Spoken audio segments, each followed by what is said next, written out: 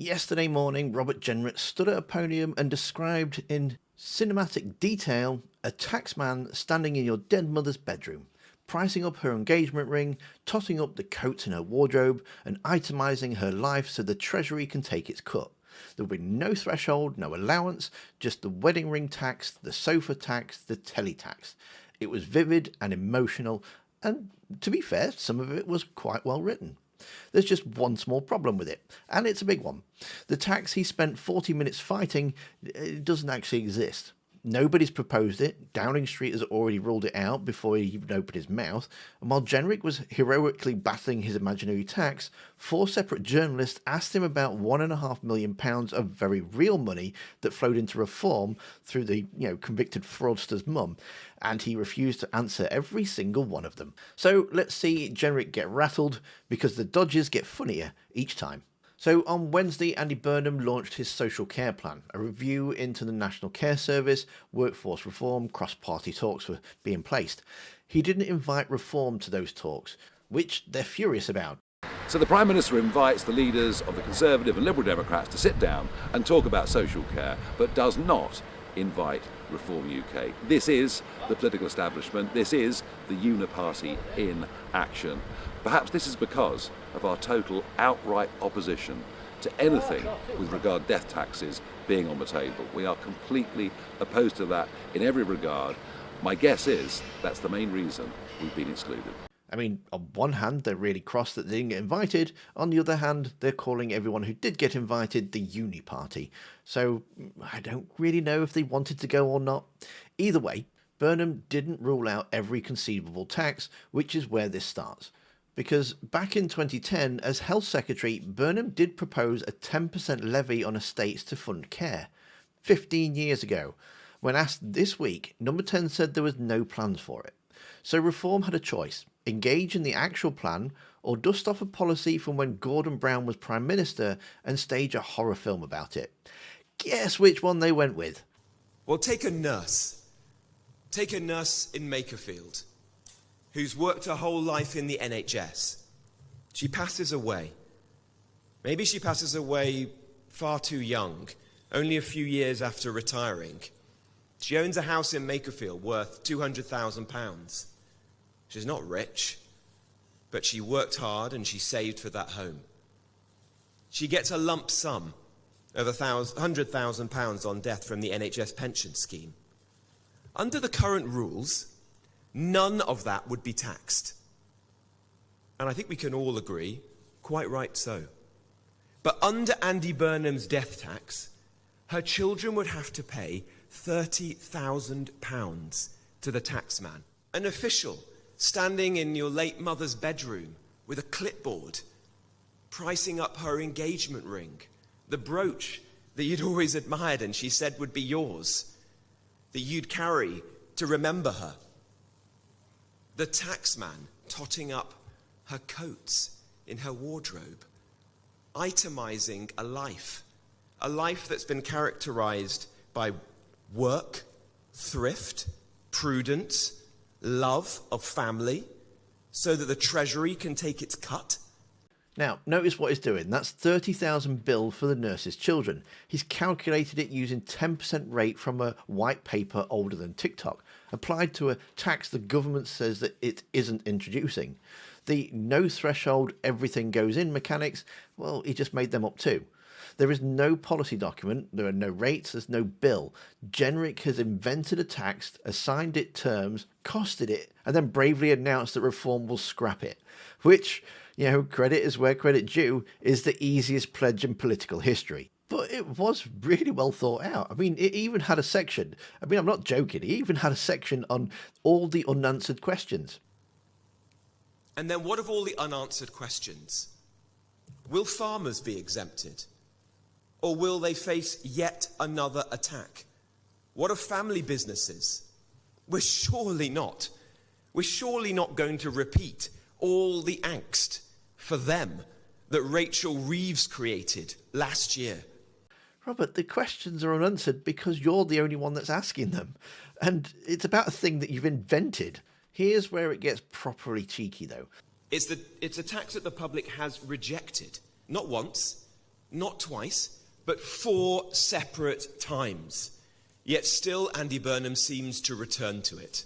One of those rejections he's counting, 2017, when the party flirting with the estate levy to fund social care was the Conservatives. Theresa May refused to rule it out. The Cabinet Office was reportedly considering a compulsory charge on estates, and sitting on the Tory benches while his own government toyed with the death tax he now calls, uniquely cruel, is the member for Newark, Robert Jenrick. He is citing his own party's flirtation with the tax as evidence as the public rejected it. That really does take some kind of special kind of nerve. And watch the inheritance tax two-step. In the speech, half of the OECD doesn't tax children's inheritance, quote, and rightly so. 2 journalists even asked the obvious follow-up question. So would reform abolish the inheritance tax? If there's the fiscal headroom available to us, of course we would love to reform it, but... So that's a moral outrage right up until someone asks him to commit money to it. At which point it becomes, well, it's nice to have, subject to headroom. Rightly so, terms and conditions apply. I'll keep watching the car crash so you don't have to. Subscribe if you haven't already, and memberships are open if you'd like to support the channel that way too. Now, the great thing about press conferences is that yes, you take questions, but you don't always take questions on the substance of the press conference. You are, in effect, a representative for the party, and so you can be asked anything that's going on about the party. And in this case, not all the questions were about an imaginary tax. Question, if I may, on George Cottrell. You said some time ago as though that doesn't matter. You say that you're sure that the rules were followed at all time. But what explanation is there for George Cottrell transferring $2 million to his mother shortly before she made very substantial donations to Reform? Well, firstly, on the donation, as I said earlier, Reform is certain that all the electoral rules were followed. If you've got a question for Mr. Cottrell, then I think you have to direct that to him. With respect to the tax proposal... But he really doesn't answer questions, so The Guardian reported this week that George Cottrell, one of Farage's close aides, a man who did 8 months in a US federal prison for wire fraud, transferred just over $2 million to his mother, Fiona Cottrell, with the money landing 24 to 72 hours before she made donations to Reform or to Britain Means Business, which is Richard Tice's fundraising vehicle.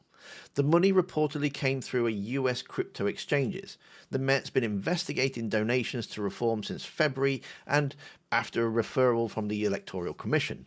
2 people have been interviewed under caution, and this isn't gossip, this is live police investigation into whether Reform's money came from where Reform said it could, because George Cottrell can't actually donate to Reform because he's not a resident of the UK. Oh, and Cottrell recently published a book. Its actual title was How to Launder Money. So, how does Reform's Chancellor spokesman handle this? The donations you're referring to were some time ago. This has been going on for a long time. But we are entirely confident that Reform followed all electoral rules at the time when the donations were made. He then scolds the journalist for not actually asking about the conference. I presume you don't have a question about the actual substance of the press conference today? No? Okay. Well, it would have been better to ask that one first, but if you want to actually ask about the issues that the public care about, then by all means. And it's probably questions like these that is the reason that Farage isn't doing them. All of the past 6 months, any press conferences, Farage was always front and centre, always leading, but now he's hiding because he's getting questions like this. I've got Bethany Dawson now from LBC. Are you not going to answer on George Cottrell? I did answer it. I said that we followed all of the rules. Bethany. On whether Reform considers itself confident that it knows the source of George Cottrell's wealth. Well, on your second question, I don't think there's anything more to add. I've already said that we followed all the electoral rules, and we're very confident of that. 4 journalists, 4 different framings, the same non-answer 4 times, delivered with growing irritation, from a man who's just spent his morning demanding Andy Burnham be straight with the people and end the uncertainty. Robert, there's a family in this story creating a lot of uncertainty about where their money's come from, and it's not the Burnhams. So just let's step back and have a look at the shape of the entire press conference. Reform built an elaborate, emotionally loaded campaign against a tax that exists in a 15-year-old white paper and Robert Jenrick's imagination only. He has proposed the death tax in the past. In fact, he's been proposing this for nigh on 20 years. The clipboards, the wedding rings, the knock on the door from the HMRC, pure theatre. And, it's effective theatre, because fear of a thing doesn't require the thing to be real. Meanwhile, the questions grounded in documents, bank transfers and live Met investigations, the ones with dates and dollar amounts attached, got the we followed the rules on a loop 4 times, from a Chancellor's spokesman visibly annoyed that anyone brought it up. There's no taxman coming to value your mother's engagement ring. There are, however, detectives from the Met Special Inquiry Team looking exactly how $2 million moved from a convicted fraudster through crypto exchanges into his mother account and out on the other side as donations to Reform UK Limited, sometimes within 24 hours. One of those 2 stories is invented. Jenrick held a press conference about that one. And if you want to see Robert Jenrick fall into a trap of his own making, well, that video is on screen now. Thanks for watching. Don't forget to hit that like button. And I'll see you next time.